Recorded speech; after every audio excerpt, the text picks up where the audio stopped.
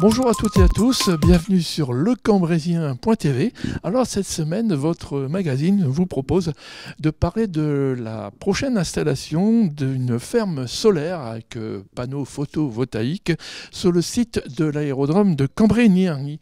Cela fait évidemment plusieurs années que l'on en parle.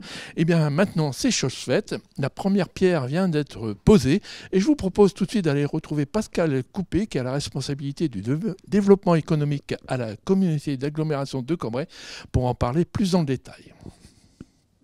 Pascal, est-ce que tu peux nous rappeler un petit peu l'historique de ce projet de ferme solaire sur Nierny? Alors l'historique, c'est une propriété qui appartenait à l'État. La communauté d'agglomération en a fait l'acquisition en juillet 2011 avec une vision au départ purement économique et finalement qui a été réorientée compte tenu des investissements conséquents qu'il fallait faire. En ayant pour objectif d'en faire un site exemplaire, créatif et aussi conciliant les activités de loisirs aériens qui sont sur place et en même temps créer de nouvelles activités, même industrielles, comme le parc photovoltaïque, donc sur près de 80 hectares, le golf, 55 hectares, et une réserve faune flore de 45 hectares. Donc là, évidemment, tout est en bonne concordance, il n'y a pas de problème particulier. Cette zone a été choisie évidemment pour ça. Côté environnemental, pardon. Oui, une donne environnementale intéressante. Je rappellerai aussi qu'en 2014, les permis de construire ont été délivrés par l'État. À la suite de quoi Soner a répondu à des appels à projets de la Commission de régulation de l'énergie et obtenu, de mémoire, je crois que c'est en février 2015, un premier lot, un premier permis pour construire les parcs, les panneaux photovoltaïques, les installer, sachant que sur le permis A, c'est 35 000 panneaux. Oui, donc c'est quand même déjà maintenant dans la phase active. Alors je suppose que derrière tout ça, évidemment, il y a un volet économique. On ne fait pas ça pour rien. Qu'est-ce que ça va rapporter à la communauté d'agglo? Bien sûr qu'il y a un volet économique. On a donné le premier coup de pioche en octobre dernier. Il y aura des rentrées fiscales, aussi bien pour la commune que pour la communauté d'agglomération.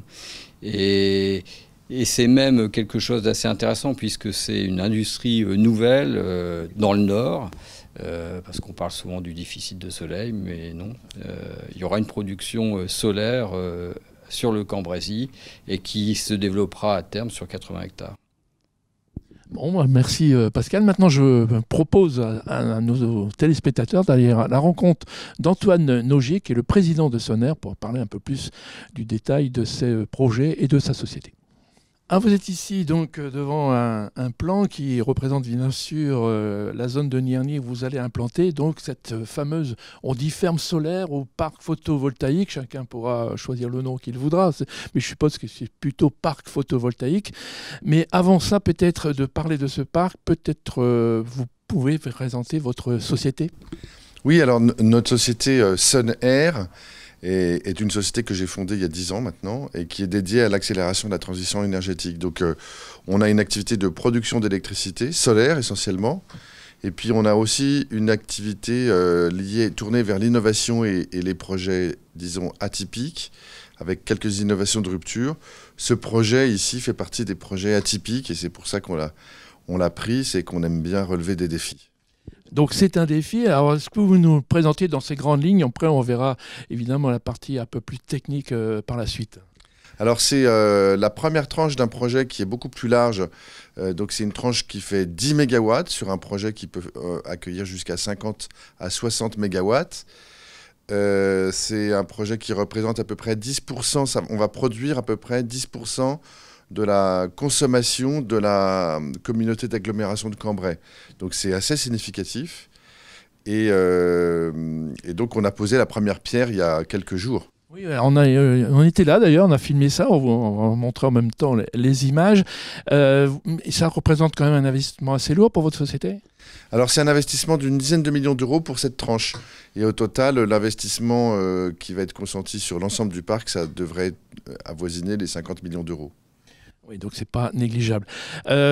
Combien, peut-être d'une manière générale, combien de panneaux seront installés sur le site? Alors là, c'est précisément 35 000 panneaux pour cette tranche.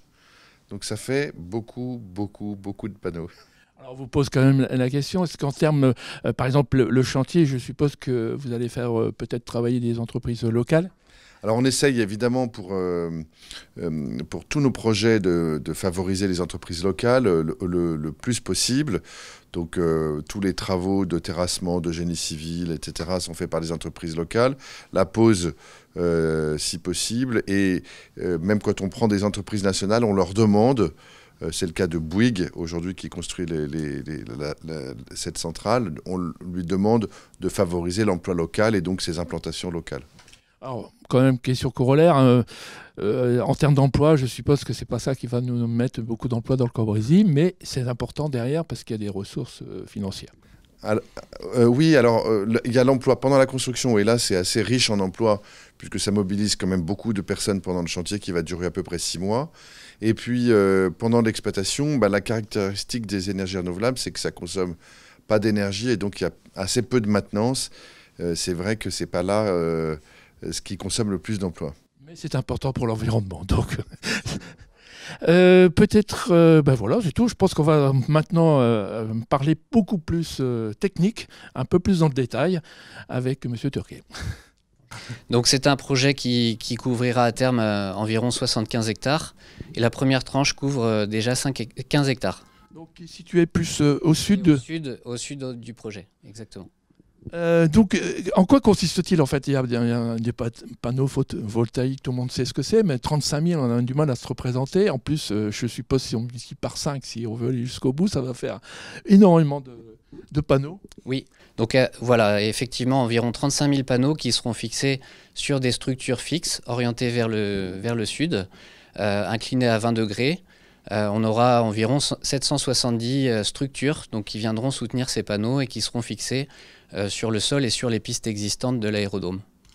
Alors ces panneaux vont donc fournir de l'électricité. Ça représente quoi exactement?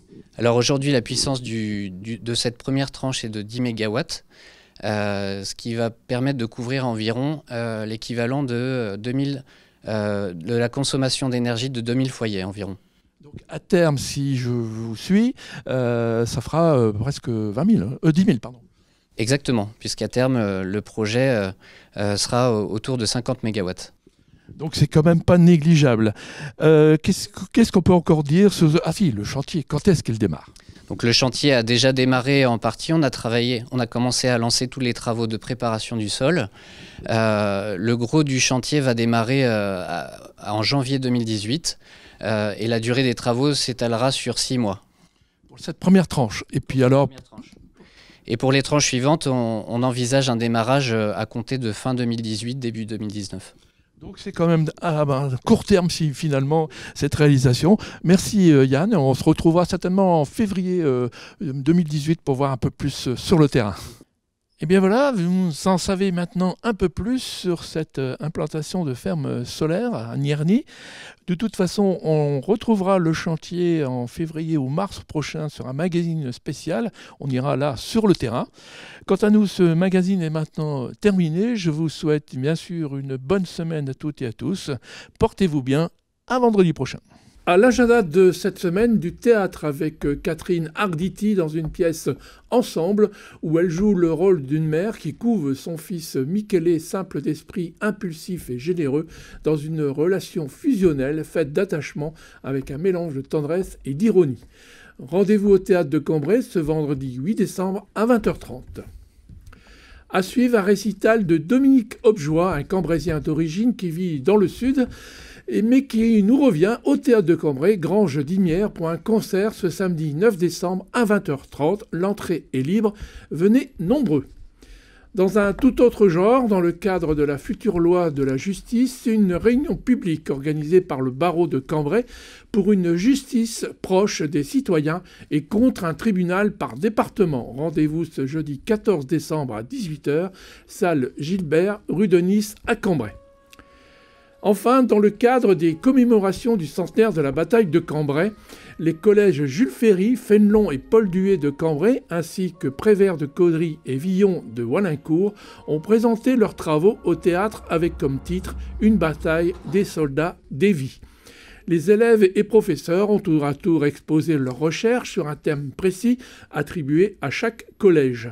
2 volets importants ont été ainsi abordés, à savoir tout d'abord l'histoire de la bataille de Cambrai dans le contexte de la Première Guerre mondiale et également la pratique de la langue anglaise pour découvrir au travers des dossiers militaires la vie de chacun des soldats choisis pour être tombés non loin de leur établissement.